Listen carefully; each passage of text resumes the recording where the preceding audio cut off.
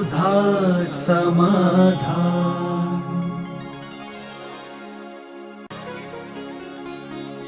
नमोस्तु गुरुदेव। पंच कल्याणक में भरत का पात्र तो बनाया जाता है, मगर आदिनाथ का पात्र क्यों नहीं बनाया जाता? कुछ पद ऐसे हैं जिनकी नकल नहीं होती, उनका कोई अल्टरनेट नहीं बनाया जाता, क्योंकि संसार के पदों का बन सकते हैं, तीर्थंकर आदि नहीं। लेकिन फिर भी पंच कल्याणक में तो नहीं बनते, क्योंकि मैंने कहा ना कि ये नाटक हो तो आदिनाथ का रोल बनाया जाए। ये नाटक नहीं है, तो साक्षात पंच कल्याणक हैं। तो सात काल पंचकल्याणक तो उसी के बनाए जाएंगे जो आदिनाथ बनेगा। बाकी इन सब के लिए जो नाटक होता है तो नाटक में बनते हैं, ऐसी बात नहीं है। नाटक जब खेलते हैं तो लोग बनते ही हैं। कोई महावीर ब्राह्मी बन के बैठ जाता है महावीर जयंती पर, कोई बन जाते हैं, तो नाटक में तो बनते हैं। नमोस्तु गुरुदेव। विपत्ति में मनोबल बढ़ाने के सूत्र बताएं। विपत्ति में मनोबल सूत्र यही है कि विपत्ति को एक जीवन के अंग मान लेना चाहिए। ये सोच के चलना चाहिए कि हम रास्ते में गाड़ी चल रही है तो पंचर हो सकती है, उसकी तैयारी तुम्हें रखना है, स्टेपनी रखना है, पाना रखना है। मैंने कहा था ना कि व्यक्ति को संसार में जितनी दुर्घटनाएं हैं, उन सब दुर्घटनाएं कभी भी किसी समय घट सकती हैं, उसकी तैयारी करके रखना चाहिए। मित्रों के बीच में ये मत सोचना चाहिए कि सब मेरे ही हैं। ये तैयार रहना चाहिए कि जो आज मेरे हैं, ये सब यदि विरोधी हो गए तो तुम्हारी क्या तैयारी है। तुम्हें समझते हो कि घर में हम सब माता हैं, पिता हैं, इनकी छाया में जी रहे, तो ये सोचना चाहिए कि माता पिता भी यदि नहीं रहे तो फिर तुम्हारी क्या तैयारी है। ठीक है तो है ही, लेकिन आकस्मिक माता पिता का हाथ छूट गया, मरण आदि को प्राप्त हो गए, तो फिर क्या तैयारी है। दोनों लोग अपने गृहस्थी में पति पत्नी रहते हो, रहो, जिंदगी भर रहो, लेकिन दोनों को ये तैयारी करना चाहिए कि दोनों में से कहीं एक बिछुड़ गया तो तुम्हारी क्या तैयारी है, क्या स्थिति, क्या उसके बाद जो परिस्थितियां आएंगी, क्या उन परिस्थितियों से आप निपट सकते हैं, इसकी तैयारी करना चाहिए। हमेशा सकारात्मक स्थितियां तो हमारे पुण्य में आती हैं, लेकिन नकारात्मक स्थिति आएगी, उस समय तुम्हारे पास कितनी सकारात्मक शक्ति है। कभी भी रास्तों में फूलों की बात सोच के नहीं चलना चाहिए, हमेशा ही चलना चाहिए पग पग पर कांटे हैं, चलना है, कांटे हैं, कैसे चलना है इसकी तैयारी होना चाहिए। जीते हुए मरने की तैयारी होना चाहिए। जिंदा है लेकिन आकस्मिक मौत आ जाए तो कहना चाहिए मैं तैयार हूँ। तो यही मनोबल का एक सबसे बड़ा सूत्र है। अभाव को सद्भाव में बदल दो, कितना भी अभाव हो उसको सद्भाव में बदल दो, मनोबल बढ़ जाएगा। अभाव को सद्भाव में बदल दें तो बहुत बड़ी चीज़ है। जो नहीं है उसकी चिंता ना करके जो है उस पर गर्व करें तो अभाव भी सद्भाव में बदल जाता है। नमोस्तु गुरुदेव। जीवन के लिए एक धर्मात्मा मित्र जरूरी होता है, अगर ना मिले तो क्या करें? यदि धर्मात्मा मित्र नहीं मिलता तो स्वयं धर्मात्मा बन जाओ, यही तरीका है। स्वयं धर्म को अंगीकार करने का प्रयास करो तो स्वयं के मित्र स्वयं बन जाना, और क्या। स्वयं का मन तुम्हारा मन को धर्मात्मा बना लो। सबसे बड़ा मित्र है तुम्हारा मन, और मन को धर्मात्मा बना करके कहो मैं अकेले ही नहीं हूँ, मेरा मन धर्मात्मा है। मेरी अपनी आँखों को धर्मात्मा बना लो। मेरी आँखें बुरा नहीं देखती हैं, लो साहब आँखें धर्मात्मा हो गई। मेरे कान बुरा नहीं सुनते हैं, कान धर्मात्मा हो गए। मेरा मुख बुरा नहीं बोलता है, मुख धर्मात्मा हो गया। मेरे हाथों से कोई गलत कार्य तो हाथ धर्मात्मा हो गए। मेरे पैर कभी गलत कार्यों को नहीं चलते हैं, पैर धर्मात्मा। इतने सारे साथी हैं तुम्हारे पास और कहते हो मेरे धर्मात्मा नहीं मिलता है। इन सब को धर्मात्मा बना लो, ये सब तुम्हारे साथी हैं, क्योंकि तुम तो हो नहीं, ये तुम तो हो नहीं, तुम्हारे हैं। और इनको धर्मात्मा बनाना आप सबके हाथ में है। बस कोई नहीं मिले तो इन 5-7 लोगों को अपना धर्मात्मा बनाओ और धर्म का एक ग्रुप बनाओ। तुम उसके मालिक बनो, तुम इसके मुखिया बनो, ये सब तुम्हारे धर्मात्मा बन के सहयोग करेंगे। नमोस्तु गुरुदेव। दाने दाने पर लिखा है खाने वाले का नाम। इस लोकोक्ति को आगम के अनुसार कैसे समझें? आगम के अनुसार तो यही है कि जिसने जैसा कर्म किया है उस वस्तु का नियोग मिलेगा, लेकिन ये सिद्धांत नहीं है, ये नीतियाँ कहलाती हैं। सिद्धांत नहीं, सिद्धांत वो कहलाता है जो नियम से होता ही है। ऐसा नहीं है दाने दाने में खाने वाले का नाम लिखा है, उसको पलटा भी जा सकता है, उस नाम को मिटाया भी जा सकता है। उस तुम्हारे नाम से वो दाना है, किसी दूसरे को दिया भी जा सकता है। नमोस्तु गुरुदेव। अनुमोदना जन पाप से कैसे बचा जाए? देखो, कुछ लोग क्या होते हैं, स्वयं पाप करते हैं, लेकिन वो अपने प्रभाव से, उनके प्रभाव से बहुत सारे लोगों को अनुमोदना करना पड़ती है। यानी अनुमोदना न करें तो उन प्रभाव से भी उनको दुख पहुंचाते हैं। कई षड्यंत्रकारी होते हैं जो स्वयं के कंधे पर रखकर बंदूक नहीं चलाते, वो हमेशा जो कूटनीतिक, जो निकृष्ट लोग होते हैं, वे दूसरे के कंधे पर रख के बंदूक चलाते हैं, दूसरों को, बहुत सारे लोगों को शामिल करते हैं। स्वयं तो षड्यंत्र रचते ही हैं और सब जितनी ज़्यादा वो चाहते हैं कि अधिक से अधिक लोग मेरे षड्यंत्र में शामिल हों, और यदि प्रभाववान होते हैं तो लोग शामिल होना पड़ता है, होते हैं।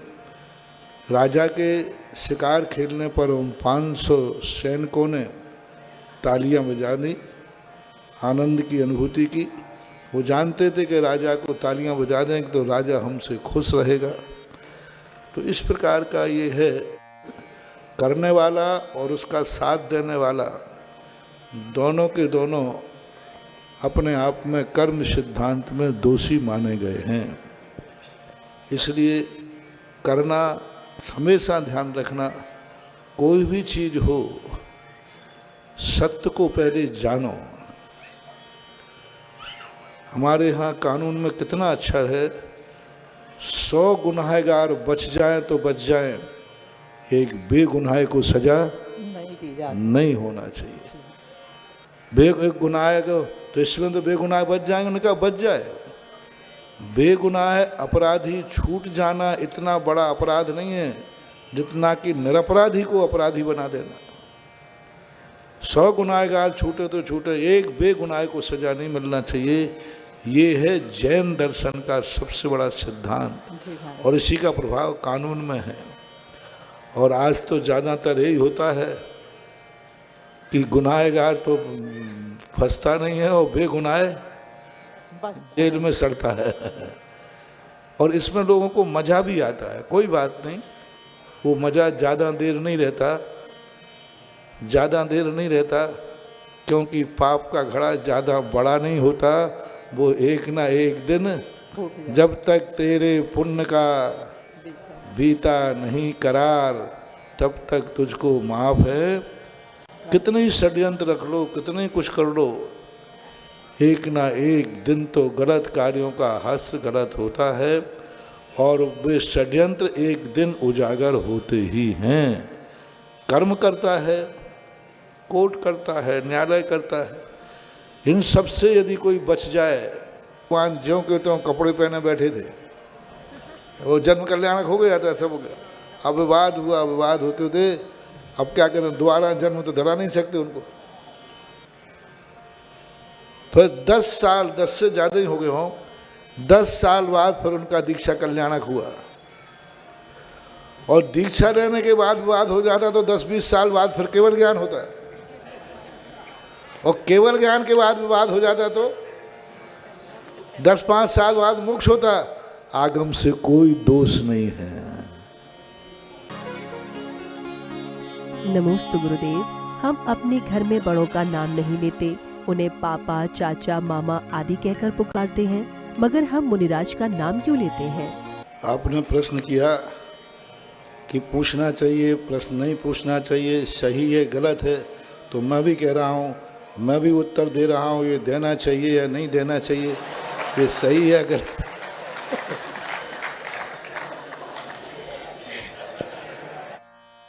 क्योंकि नाम लेने की जो परंपराएं हैं ये लोग व्यवहारिक परंपराएं कहलाती हैं। हालांकि इसी नाम के कारण से तो भक्त महाराज शब्द लगाता है, इसी परंपरा के कारण से भक्त गुण के कारण से उनको कोई गुणों से विभूषित कर देता है। अब जैसे अपने आचार्य महाराज को अपन कहते संत शिरोमणि। दूसरी बात है कि जो सर्वव्यापी होता है, जिनकी बहुत संख्या होती है, उनका नाम संज्ञा हमें रखना ही पड़ेगा। कुछ नहीं रखोगे तो जैसे मान लो तुम लोग पति पत्नी हो तो वो कुछ भी कहते हो। एक व्यक्ति ने कहा, एक बच्चे से पूछा, बोले तेरा नाम क्या है? बोले पप्पू। बोले तेरी मम्मी का नाम क्या है? बोले पप्पू।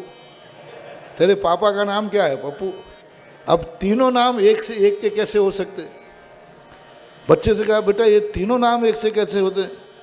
बोले सुनिए साहब, मम्मी पापा जब मुझे पुकारते हैं तो पप्पू नाम से पुकारते हैं, लेकिन पापा जब मम्मी को पुकारते हैं और मम्मी जब पापा को पुकारती है तो बेटे ने कहा हमें तो यही मालूम कि हम तीनों के नाम। ऐसा होता है कि नहीं होता है बेटे के नाम? तो अब नाम तुमने वो ना रख करके ये रख लिया, कोई ना कोई संज्ञा तो देना ही पड़ती है।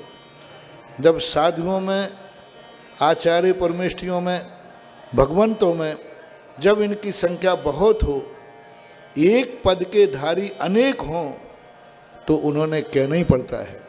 जैसे आप लोगों के भाइयों में अधिक हों तो बड़े भाई, मंझले भाई, छोटे भाई, तो एक नाम तो यही हो गया एक प्रकार का। तो एक पद के मुनिराज तीर्थंकर अनेक होने से उनकी नाम संज्ञा कुछ ना कुछ रखना ही पड़ती है। आदर भाव होने से, परम पूजनीय शब्द लगा देने से, श्री शब्द आदि लगा देने से नाम लेने का दोष नहीं आता है, क्योंकि नाम लिए बिना व्यवहार नहीं बन पाएगा। इसलिए कोई दोष नहीं, भावना अच्छी है। नाम। नमोस्तु गुरुदेव। जैसे जन्माष्टमी से पता चलता है कि आज अष्टमी है, रामनवमी से पता चलता है कि आज नवमी है, ऐसे ही महावीर जयंती के लिए भी कोई तिथि होनी चाहिए। अपन जैसे कई तिथियां जैनियों में भी प्रसिद्ध, जैसे अनंत चतुर्दशी। चतुर्दशी तो 15 दिन में आती है, लेकिन उसका नाम सुगंध दशमी। अब वो नाम सुगंध दशमी ही है। सुहाग दशमी, सुगंध दशमी, ऐसे कुछ हैं। मोक्ष सप्तमी है। ऐसा ही बहुत अच्छा प्रश्न है, महावीर त्रयोदशी इसका नाम होना चाहिए। जय हो, बोली महावीर त्रयोदशी की जय। महावीर त्रयोदशी यानी महावीर स्वामी के नाम से, क्योंकि चैत सुदी शुक्ला के दिन और किसी भी चीज़ का कोई उससे निश्चित नहीं बनता कि और भी इसी दिन कोई कार्यक्रम हुआ। इसलिए त्रयोदशी महावीर त्रयोदशी के नाम से, जैसे अनंत चतुर्दशी है, ऐसे ही महावीर त्रयोदशी के नाम से आप लोग बोला करें। आने वाली तिथि कौन सी है? 3 मार्च को, 3 अप्रैल को कौन सी तिथि है? महावीर त्रयोदशी। सब ये बोलना महावीर त्रयोदशी, उसका नाम रख दो बस। और नाम जो व्यवहार में चल जाते हैं वो नाम चल जाते हैं। तो अपन ने बोल देना 3 तारीख को क्या है? महावीर जयंती मत बोलना, महावीर दशी। और जब अपन इसको बोलेंगे तो एक दिन पंचांगों में भी छप जाएगी महावीर त्रयोदशी। इस प्रकार का नाम प्रसिद्ध करने का यही है कि व्यवहार में बार बार उस उपयोग में आओ। महावीर त्रयोदशी कब है? 3 अप्रैल कब है? बस ऐसा उल्टा सीधा करके पढ़ो, महावीर त्रयोदशी होना चाहिए। ठीक। नमोस्तु गुरुदेव, क्या राजनीति में महिलाओं को आगे आना चाहिए? सब क्षेत्रों में सबकी मर्यादा अलग अलग होती है। मैं इस पक्ष में नहीं हूँ, क्योंकि महिलाओं का एक अधिकार क्षेत्र, कर्तव्य क्षेत्र बहुत अलग ढंग का होता है, पुरुषों का अलग ढंग का होता है। राजनीति है, लेकिन राजनीति में कहीं वंश बिगड़ जाए, क्योंकि वंश पुरुषों से नहीं संभलता, वंश महिलाओं से संभलता है। और राष्ट्र को संभालने में हमारा संतान परंपरा पर संस्कार विपरीत पड़ते हैं। उनको यदि हम नहीं संस्कार दे पाएँ तो राष्ट्र की राजनीति क्या कर लेगी, यदि राष्ट्र की प्रजा ही भ्रष्ट हो जाएगी। इसलिए मैं महिलाओं का निषेधक नहीं हूँ। कल परसों भी मैंने कहा था, इनके पास सारी योग्यताएं होना चाहिए, लेकिन योग्यताएं जब ही उपयोग में करें जब पुरुष वर्ग उसमें असमर्थ हो। पुरुष वर्ग असमर्थ हो तब नारी को आगे आना चाहिए, और पुरुष वर्ग यदि समर्थ है तो नारी को एक ऐसा अधिकार प्रकृति ने दिया है कि तुम्हारी जिंदगी नहीं है, नारी के साथ में, माँ के साथ में 100 साल की देश की संस्कृति स्थापित होती है। एक राजनीति में जाएगी, 5 साल सेवा करेगी, विधायक बनेगी, 2 बार बन जाए तो 10 साल बनेगी, लेकिन एक अच्छी माँ बनेगी तो 100 साल के लिए देश सुरक्षित होगा। आज तक कोई राजनीति में 100 साल नहीं टिक पाया, लेकिन एक अच्छी माँ 100 साल तक के लिए देश की संस्कृति की रक्षा कर सकता है। एक अच्छी माँ 100 साल जिंदा रखती है। एक बालक यदि संस्कारित हो गया तो 100 साल तक के लिए वह देती है। तो राजनीति में 5 साल और घर की मम्मी बनने में 100 साल, हम तो 100 साल को आशीर्वाद देंगे। सुधा समाधान। भगवान के